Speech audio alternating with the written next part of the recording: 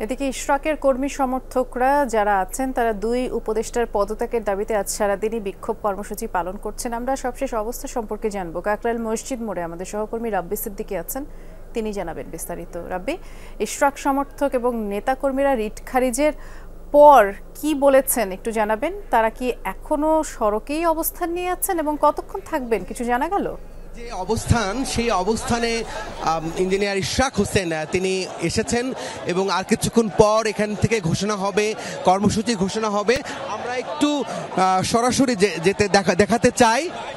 ইশরাক তিনি এসেছেন এবং তাকে আমরা দেখতে পাচ্ছি যে উষ্ণ অভ্যর্থনা কর্মীদের, নেতাকর্মীদের হাত নেড়ে তাদের সাথে উষ্ণ অভ্যর্থনা দেওয়া হচ্ছে। এবং এই যে তার এই আগমন, এটি কিন্তু আমরা জেনেছি, ফেসবুকে তিনি বলেছেন ঠিক 4:15 তিনি এই কাকরাইলে অবস্থান নেবেন এবং এখান থেকেই পরবর্তী কর্মসূচি দেওয়া হবে।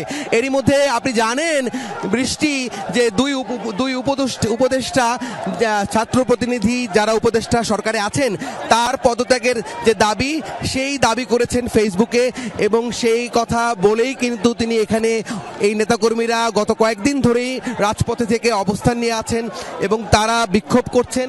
এবং এরই মধ্যে হাইকোর্টের যে রায় তাদের পক্ষে এসেছে, রিটটি খারিজ হয়ে গেছে এবং সেটি নিয়ে আসলে একটি বার্তা দিবেন এবং সেজন্যই তিনি কিন্তু এখানে উপস্থিত হয়েছেন। আমরা দেখতে পাচ্ছি যে বিজয় হয়েছে তাদের নেতাকর্মীদেরকে, তারা নেতাকর্মীদের সাথে কথা বলছেন, শুভেচ্ছা জানাচ্ছেন এবং আমরা ইশরাক হোসেনের বক্তব্য নেওয়ার চেষ্টা করব আর কিছুক্ষণ পর।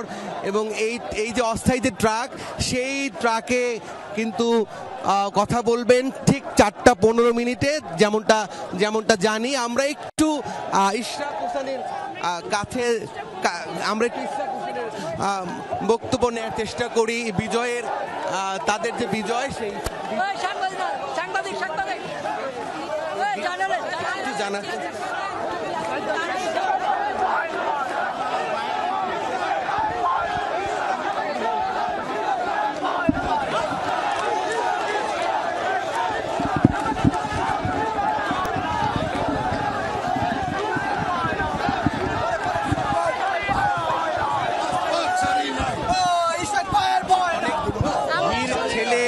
ভিড় ঠেলে আমরা এসেছিলাম, কিন্তু এখনই কথা বলবে না এবং এখানে পরিস্থিতি একটু স্বাভাবিক হলে আমরা অবশ্যই তার বক্তব্য পাবো। সে পর্যন্ত বৃষ্টি আমাদের অপেক্ষা করতে হবে। হ্যাঁ, নিশ্চয়ই তাই। আমরা দেখছিলাম ওখানে প্রচুর কর্মী সমর্থকদের ভিড় রয়েছে, সেই ভিড় ঠেলে